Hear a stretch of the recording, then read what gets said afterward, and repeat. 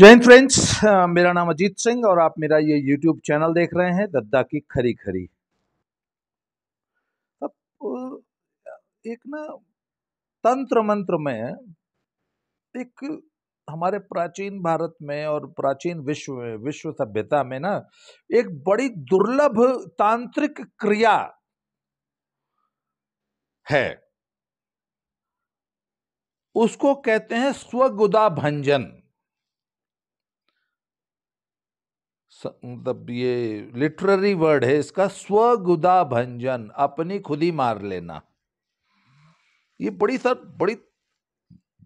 बड़ी विकट ये क्रिया है और लुप्त प्राय आर्ट है ये। इसके साधक अब इस दुनिया में बहुत कम लोग बचे हैं और इसकी साधना सैकड़ों वर्षों तक हिमालय पे करनी पड़ती है, 50 साल लग जाते हैं।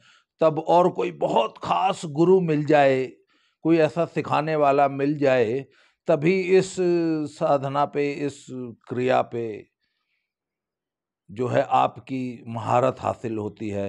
तो साहब ये स्वगुदा भंजन की जो तांत्रिक क्रिया है, इस पे आजकल महारत हासिल है साहब। इसके जो सबसे बड़े साधक हैं दुनिया में वो हैं अपने राहुल गांधी जी। इन्होंने ये स्वगुदा भंजन की क्रिया पर मास्टरी हासिल कर ली है। ये मतलब आज के सबसे बड़े स्वगुदा भंजक अपने हैं राहुल जी।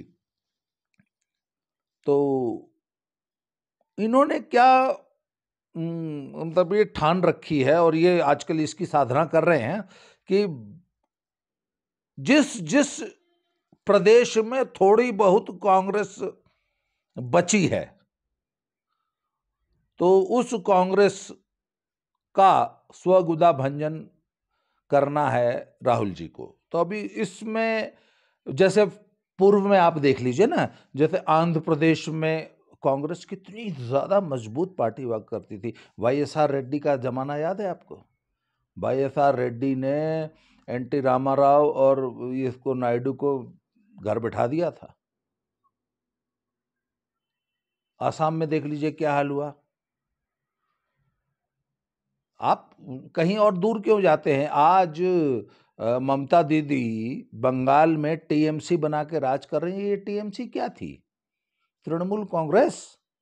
ममता दीदी कांग्रेस में थी ना। कांग्रेस, बहुत सारे नई पीढ़ी के बच्चों को तो ये मालूम ही नहीं होगा कि भैया ममता दीदी पहले कांग्रेस में थी, ये कांग्रेस पार्टी थी। तो जब ममता दीदी इनसे निराश हो गई और वहां पर कांग्रेस पार्टी ने स्वगुदा भंजन किया तो ममता दीदी पार्टी से अलग हो गई। ममता दीदी ने नई पार्टी बना ली, तृणमूल कांग्रेस, और पिछले 15 बरस से शान से बंगाल में राज कर रही है। और कांग्रेस को आज बंगाल में कुत्ता नहीं पूछता। एक सीट नहीं आई इस बार। पिछली बार भी बहुत सीटें थी, 40 सीटें थी, इस बार एक भी सीट नहीं आई। आसाम में देख लीजिए, हेमंत विश्व शर्मा कल तक कांग्रेस ही थे सर। तो राहुल जी ने स्वगुदा भंजन किया। वो राहुल जी ने आसाम में स्वगुदा भंजन कैसे किया ये तो आपको स्टोरी मालूम ही होगी। हेमंत विश्व शर्मा जैसा जुझारू नेता, जमीन से जुड़ा नेता, जब वो गोगोई से अपने ग्रीवेंसेस लेके ये जाते थे दिल्ली में, तो राहुल गांधी इनसे महीना महीना मिलते नहीं थे, टाइम नहीं देते थे, इतने बिजी रहते थे। तो वो बताते हैं ना, वो हेमंत विश्व शर्मा ने ये किस्सा कई बार बताया कि एक बार इनको टाइम मिल गया, वहाँ आसाम के और भी बहुत सारे नेता थे, तो जब राहुल गांधी से ये लोग मिलने पहुंचे तो राहुल गांधी जो है इनकी बात सुनने की अपेक्षा अपने कुत्ते से खेलने में मगन थे। कुत्ते का नाम है पिद्दी। अरे कुत्ते का नाम ही कायदे गलत है, पिद्दी नाम रख दिया यार। खैर साहब, तो फिर नेताओं के लिए चाय आई था, बिस्किट आई। तो जिस प्लेट में बिस्किट आया उसी प्लेट में से पिद्दी कुत्ता जो है वो बिस्किट खाने लग गया। तो हेमंत विश्व शर्मा कहते हैं आई वॉज शॉक्ड। तो कहते हैं फिर आई वॉज एक्सपेक्टिंग कि चलो ऐसा हो जाता है, कुत्ता का मान लीजिए मुंह लगा दिया। तो कहते हैं आई वॉज एक्सपेक्टिंग कि राहुल जी जो है इस प्लेट को चेंज करने के लिए बोलेंगे दूसरे बिस्किट लाओ, पर नहीं, वो बाकी कांग्रेस नेताओं ने, आसाम के कांग्रेस नेताओं ने उसी बिस्किट में से, उसी प्लेट में से बिस्किट उठा के खाना शुरू कर दिया। और उसी दिन उसी क्षण हेमंत विश्व शर्मा ने मन बना लिया कि अब मुझे इस पार्टी में नहीं रहना है। जिस पार्टी का नेता अपने क्षेत्रीय नेताओं को कुत्ते के जूठे बिस्किट अपने घर में बिठा के खिला रहा है, मुझे ऐसी पार्टी में नहीं रहना है। तो इस प्रकार राहुल जी ने स्वगुदा भंजन कर कर आसाम से अपनी पार्टी का सत्यानाश कर दिया, हमेशा के लिए। आसाम से हमेशा के लिए पार्टी को खत्म कर दिया। और उनका जो सबसे योग्य, सबसे होनहार नेता था, वो आज भाजपा का योगी जी के बाद सबसे ब्लू आइड, सबसे चहेता नेता है पूरे देश में, भारत में, हेमंत विश्व शर्मा, जिसको बेइज्जत करके निकालने के लिए मजबूर कर दिया राहुल गांधी ने। उसके बाद अब अमरिंदर सिंह जी को देख लीजिए, इतना बड़ा कद्दावर नेता, कितनी बेइज्जत करके उनको पार्टी छोड़ने के लिए मजबूर किया गया। और उनके पीछे सिद्धू जैसा बेपेंदी का लोटा जो फालतू की सिर्फ गाल बजाता है। मतलब अमरिंदर सिंह के ऊपर सिद्धू जैसा नेता आपने बिठा दिया। खैर, और वहां पे पंजाब में कांग्रेस के पतन की कहानी लिखनी शुरू हो चुकी है। अब आइए साहब, लेटेस्ट स्वगुदा भंजन किया है साहब राहुल जी ने। कल परसों खबर आई है उत्तराखंड से। देखिए, मैंने कहा ना, कुछ गिने चुने स्टेट्स ऐसे हैं जहां बाइपोलर राजनीति है, जहां सिर्फ भाजपा और कांग्रेस है, वहां पे कांग्रेस जिंदा है। जहां पर 2 से ज्यादा पार्टियां हैं, जिस स्टेट में भी 2 से ज्यादा पार्टियां हैं, वहां कांग्रेस खत्म हो गई है। बीजेपी को यह बात समझ में आ गई है, तो बीजेपी इस पॉलिसी पे काम कर रही है कि अगर कांग्रेस को खत्म करना है तो एक तीसरा राजनीतिक दल, एक तीसरा विकल्प राज्य में खड़ा कर दो, तो कांग्रेस का वोट आधा टूट जाएगा। इसी रणनीति के तहत वो हर जगह आम आदमी पार्टी को खड़ा कर रही है, और ये बीजेपी खड़ा कर रही है। तो साहब, इसी क्रम में कल परसों हरीश रावत जी ने एक ट्वीट किया कि साहब, जिस समुद्र में तैरना है उस समुद्र में तो हाई कमांड ने मगरमच्छ छोड़े हुए हैं। सोचता हूं इस्तीफा दे दूं, सोचता हूं संन्यास ले लूं, फिर भी कहते हैं पर नहीं यार, संन्यास भी ऐसे तो भागना हो जाएगा, न दैन्यम न पलायनम में, ऐसा समथिंग उन्होंने ट्वीट किया। तो उस पर अमरिंदर सिंह जी ने बड़ा मजेदार ट्वीट किया है कि जैसा बोते हो भाई बेटा, वैसा काटना पड़ता है। तो पंजाब में हुआ क्या था?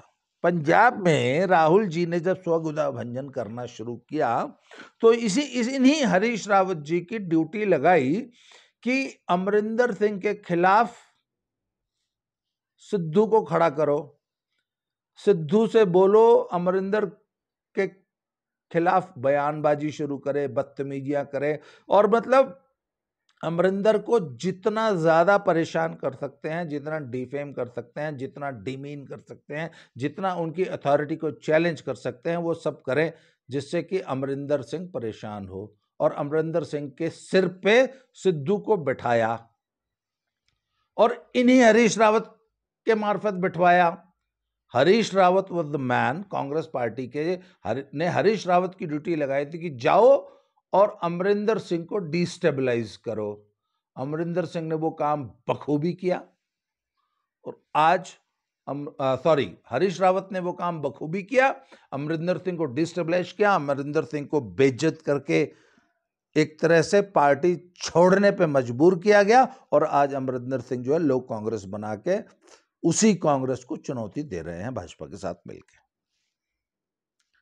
तो साहब, जब ये सब हो गया तो हरीश रावत ने हाथ जोड़ दिए कि ऐसा सर, अब मैंने आपकी पंजाब में बहुत सेवा कर लिया, मुझे भी चुनाव लड़ना है उत्तराखंड में, तो अब आप मुझे पंजाब से जो है फारिग कीजिए, जिससे कि मैं उत्तराखंड में आके कुछ कर सकूं। तो साहब, उत्तराखंड में हरीश रावत ये सोचते थे कि मैंने इतनी सेवा की है राहुल जी की, तो ये मुझे मुख्यमंत्री का चेहरा घोषित कर देंगे।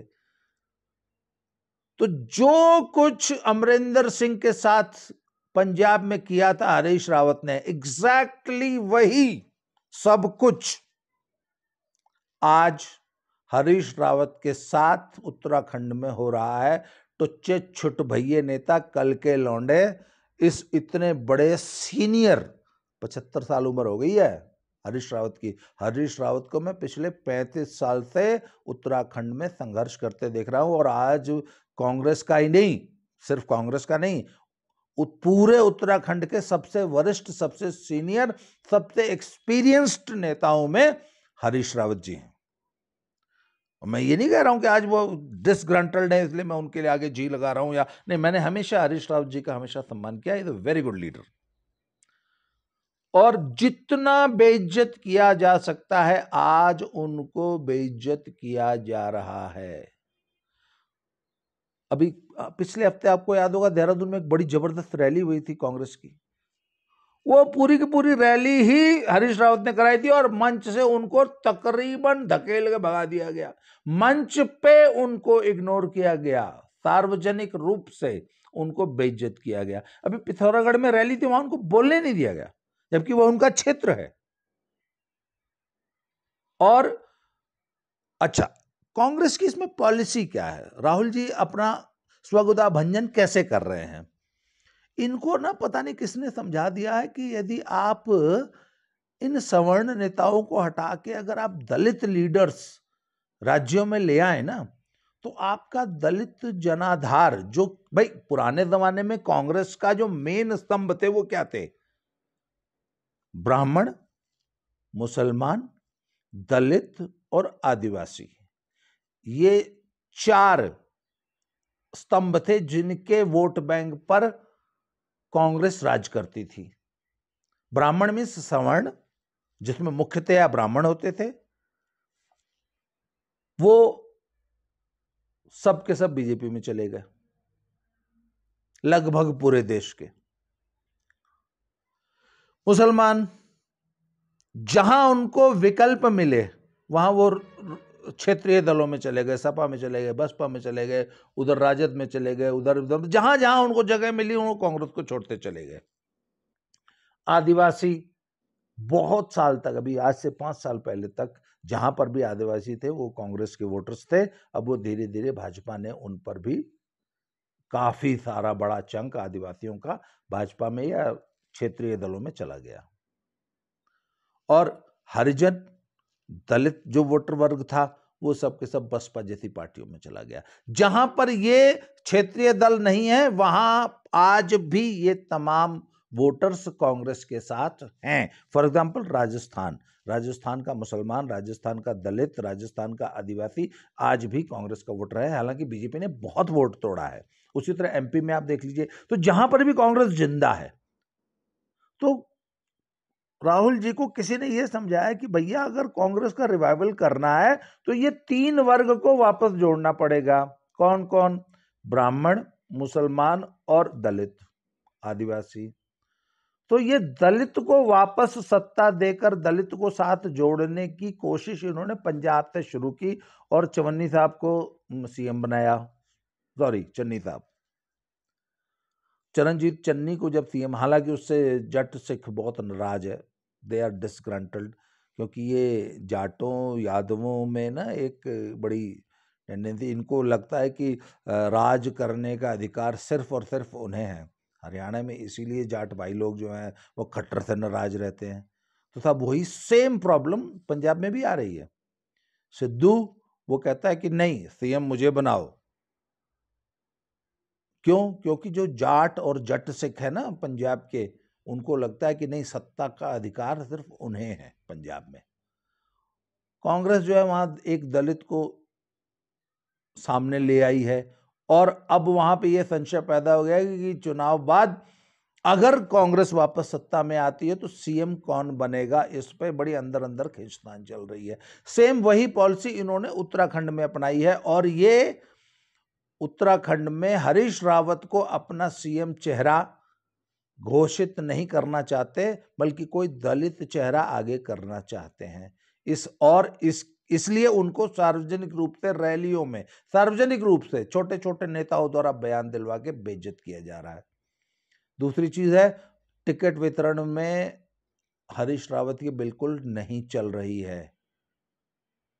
आज हालांकि पूरी उत्तराखंड की लीडरशिप को राहुल जी ने दिल्ली में बुलाया है और वो अब ये देखना होगा कि हरीश रावत जी को कैसे पैसिफाई करते हैं, कैसे मना पाते हैं कि नहीं मना पाते हैं। पर आज की स्थिति में उत्तराखंड में हरीश रावत जी ने तकरीबन अपनी नाराजगी शो करके, ये ट्वीट करके बहुत बड़ा हड़कंप मचा दिया है और कांग्रेस को बहुत ज्यादा कमजोर कर दिया है। और उत्तराखंड के साथ आपको बताऊं, ये बहुत छोटा स्टेट है।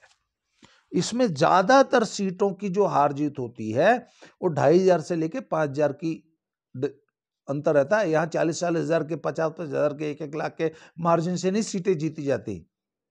यहाँ ज्यादातर सीटें 2-2.5 हजार के मार्जिन से जीती जाती हैं। मतलब 2,000 वोट इधर से उधर गया, 1,500 वोट इधर से उधर गया, सीट गई।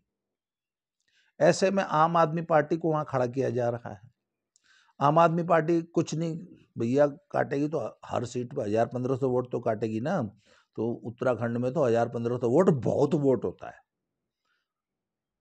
1,500 वोट जो आपको मिलना था वो अगर आपके विरोधी को मिल गया या आपको नहीं मिला, किसी और को मिल गया, आप सीट हार जाएंगे। और ऐसी अगर आप 10 सीट हार गए तो आप सत्ता से बाहर हो जाते हैं। तो ऐसे में आम आदमी का पार्टी का खतरा तो था ही उत्तराखंड में कांग्रेस के ऊपर। स्वगुदा भंजन करके हरीश रावत को और नाराज कर लिया। और यदि हरीश रावत जैसा व्यक्ति कांग्रेस में अगर साइडलाइन किया जाता है तो ये कांग्रेस का वही हाल करेगा जो बाकी देश में कांग्रेस का हाल किया है। और आज अगर उत्तराखंड में एक क्राइसिस पैदा हुआ है पंजाब की तरह या आसाम की तरह या किसी भी स्टेट की तरह, उसमें सबसे बड़ा रोल कांग्रेस हाईकमान का है और अपने राहुल जी का है। इसीलिए मैं कहता हूं कि स्वगुदा भंजन की जो दुर्लभ जटिल कला है, ये बहुत बड़ी साइंस है, बहुत बड़ी आर्ट है। स्वगुदा अपना खुद ही कैसे यार, तो आप इमेजिन करके देख सकते हैं कैसे आदमी अपना औजार हथियार कैसे अपने ही में डालता होगा, मतलब स्वगुदा भंजन। तो सब ये राहुल जी बहुत अच्छा कर रहे हैं और हम ये कामना करते हैं कि ये स्वगुदा भंजन की इस साइंस और आर्ट को इसी तरह मास्टर करते रहें, इसी में और आगे बढ़ते रहें। आज के इस एपिसोड में इतना ही। बहुत बहुत धन्यवाद। एक बार फिर से मैं अपील कर रहा हूँ साहब, ये मेरी पुस्तक है, आप चाहें तो ये मंगा सकते हैं। इसका डिस्क्रिप्शन जो है, मुझे सपोर्ट करने के लिए you can by this book. इसका डिस्क्रिप्शन मैं डिस्क्रिप्शन बॉक्स में मिल दूंगा। Cost of this book is 600 rupees और ये मेरे ज़िंदगी भर के अनुभवों का निचोड़ा। ऐसे ही इसमें 250 मज़ेदार स्टोरीज़ हैं, छोटे छोटे किस्से, और सारी ट्रू स्टोरीज़ हैं। They are all motivational stories और ऐसे ही मज़ेदार किस्से हैं। आप मुझे सपोर्ट करने के लिए ये बुक मंगा सकते हैं। और इसके लिए सिंपल एक तरीका है, मेरे नंबर 7888-925-8317 पे, मैं डिस्क्रिप्शन बॉक्स में भी नंबर दे दूंगा। आप 600 रुपये का पेटीएम करके अपना एड्रेस मुझे व्हाट्सएप करके इसी नंबर पे ये बुक मंगा सकते हैं। बहुत बहुत धन्यवाद। अगले एपिसोड में फिर से मिलते हैं। Thank you very much.